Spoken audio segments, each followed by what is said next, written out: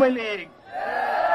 পরবর্তী বাংলাদেশ বিনির্মাণ হবে যারা বেশিরভাগ বিরোধী যে রাজনৈতিক দলগুলি রয়েছে, আমাদের বিভিন্ন বিষয় মত পার্থক্য হবে, আমাদের পলিসির জায়গা থেকে ডিসকাশন হবে, ডায়লগ হবে, এগ্রিমেন্ট ডিসএগ্রিমেন্ট হবে।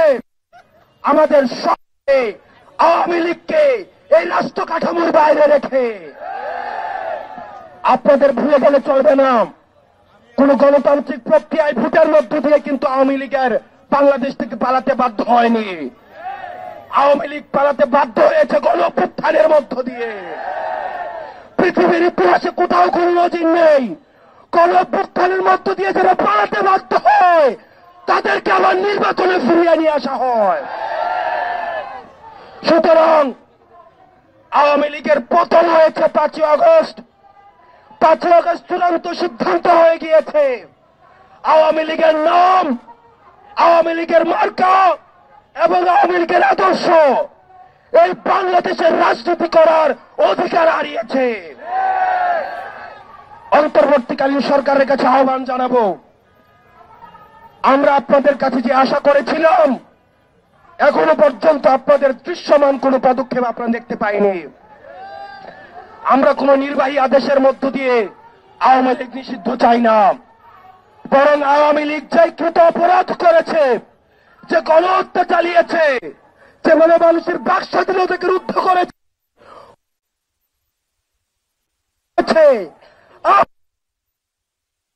পারেন তাহলে আগামী 300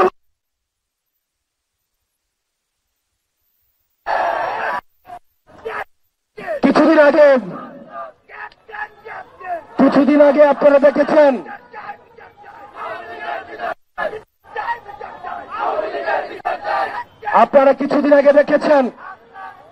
দশটা ফেরাউন, 10টা নমরুদ যদি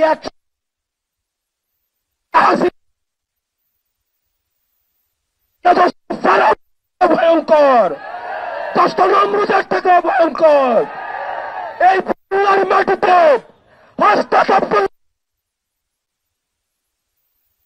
যতদিন পর্যন্ত আছে কোন আওয়ামী লীগকে এই বাংলার জমিনে পুনর্বাসিত হইতে দেওয়া হবে না।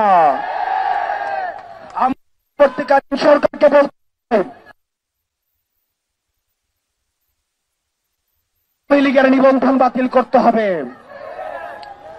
আওয়ামী লীগকে বিচার প্রক্রিয়ার মধ্য দিয়ে আওয়ামী লীগ বিষয়ে আপনাদেরকে সিদ্ধান্ত নিতে হবে। আওয়ামী লীগের বিচার প্রক্রিয়ার মধ্য দিয়ে আওয়ামী লীগকে নিষিদ্ধ করতে হবে। আমরা আবার বলতে চাই, আওয়ামী লীগ হচ্ছে একটা ট্রান্সপ্লান্টেড, এত ইম্পোর্টেড শক্তি। আওয়ামী লীগ কোন রাজনৈতিক দল নয়, এটা হচ্ছে ভারত আধিপত্যবাদের এক্সটেনশন। আমাদের গতকাল আমাদের উপদেষ্টা মাহফুজ আলম বলেছেন, এই যে এটা নাটাই হচ্ছে ভারতে আর ঘুরি ঘুরি হচ্ছে বাংলাদেশে। 5ই আগস্ট হচ্ছে সেই ঘুরির সুতা আমরা কেটে দিয়েছি। আমরা বলতে চাই, এই ভারতীয় আধিপত্যবাদ এই বাংলাদেশে আর কখনোই ফিরতে দেওয়া হবে না। এই কারণে আমরা বলতে চাই, আমরা কোন ইনস্টিটিউশনের বিরুদ্ধে না, আমরা স্পষ্ট করতে চাই আমরা কোন ইনস্টিটিউশনের বিরুদ্ধে না, বরং ইনস্টিটিউশনগুলোকে ধ্বংস করা হয়েছে ওকে আমরা পুনঃপ্রতিষ্ঠা করতে চাই। বাংলাদেশ সেনাবাহিনীর উপর আমাদের পূর্ণ আস্থা, পূর্ণ সমর্থন এবং এই ইনস্টিটিউশনের উপর আমাদের পূর্ণ শ্রদ্ধা রয়েছে। আমরা কোন ব্যক্তির উপরে আমাদের কোন ধরনের ক্ষোভ নেই। আমরা বলতে চাই, এই ইনস্টিটিউশনের উপর আঘাত করে দেশকে অস্থিতিশীল করবেন না। আপনারা যারা এই ইনস্টিটিউশনগুলো চালাচ্ছেন, আমরা আপনাদেরকে অনুরোধ করব, আপনাদের উপর আস্থা রাখতে চাই, আপনাদের উপর আমরা ভরসা রাখতে চাই। আপনারা আপনাদের যে সার্ভিস রয়েছে আপনাদের থাকুন। আর রাজনীতির বিষয়টা আপনারা রাজনীতিবিদদেরকে আপনারা দেখতে দেন।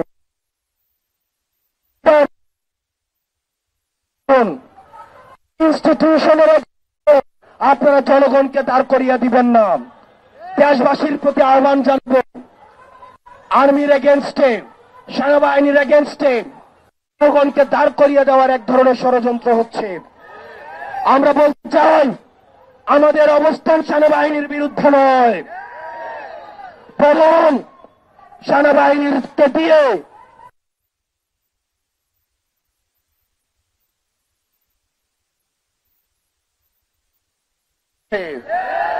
বাংলাদেশ সেনাবাহিনীর যে অবদান রয়েছে, তাদের যে কন্ট্রিবিউশন রয়েছে, এবং বাংলাদেশ সেনাবাহিনী ইনস্টিটিউশনের উপরে আমাদের সম্মান, শ্রদ্ধা এবং আস্থা রয়েছে। আমরা বিশ্বাস করতে চাই তারা আমাদের এই আস্থার প্রতিদান দিবে। প্রিয় সহযোদ্ধা, আমরা বলতে চাই, এই যতদিন পর্যন্ত আপনারা জেগে রয়েছেন, যতদিন পর্যন্ত আপনারা দেশে রয়েছেন, এই ফেসিবাদ বিরোধী এই শক্তিকে আমরা যারা ফেসিবাদ বিরোধী শক্তি রয়েছি, আমরা যদি ঐক্যবদ্ধ থাকি, তাহলে আওয়ামী লীগ বাংলাদেশ আর পুনর্বাসিত হতে পারবে না। আমাদের এই সংকটের সময়ে আমাদের ন্যাশনাল ইউনিটি ধরে রাখতে হবে। অন্যান্য রাজনৈতিক দল যারা রয়েছেন, আমরা আপনাদেরকে আহ্বান জানাবো, আমাদের মধ্যে মত পার্থক্য হতে পারে, এই মত পার্থক্যের ঊর্ধ্বে উঠে আপনাদের উপরে আওয়ামী লীগের জুলুমের, আপনাদের উপরে পরিমাণ নির্যাতন গত 1.5 দশক চালিয়েছে, শুধুমাত্র কিছু ভোটার বিনিময়ে সেই জুলুম আপনারা ভুলে যায় না।